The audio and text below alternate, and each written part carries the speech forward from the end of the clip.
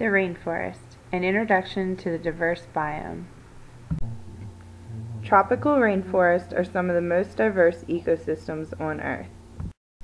In fact, a 4-square-mile patch of rainforest can contain as many as 1,500 species of flowering plants, 750 species of trees,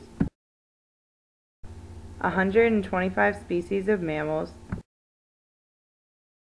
400 species of birds, 100 species of reptiles, and 150 species of butterflies. The rainforest ecosystem contains the most diversity out of every ecosystem in the world. More than 50% of the world's organisms can be found in the rainforest, but only 7% or less of our world is covered by the rainforest ecosystem. The tropical rainforest provides the world with so many resources. That includes oxygen.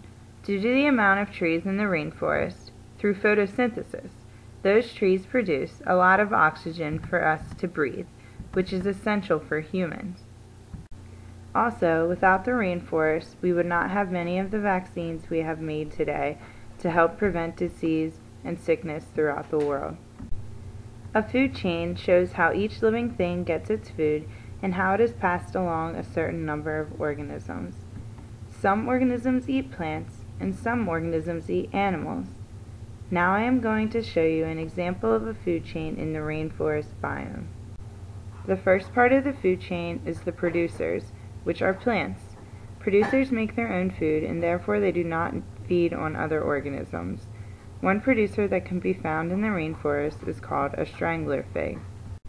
As you can see from the picture, strangler figs commonly attach to trees or other producers and strangle, so to speak, that organism.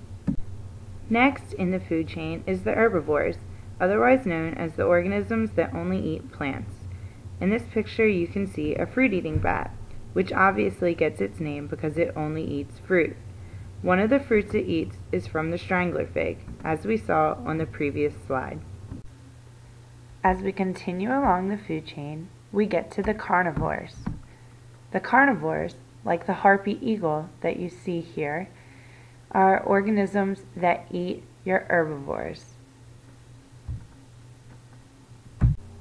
The harpy eagle also eats other organisms which happen to be carnivores, or otherwise meat-eating organisms. This would mean that the harpy eagle is a tertiary consumer because it is eating both secondary consumers, such as the carnivores, and primary consumers, such as the fruit-eating bat. I hope you enjoyed this presentation and you find it helpful. Here is a list of where I found the photos that I used in my presentation.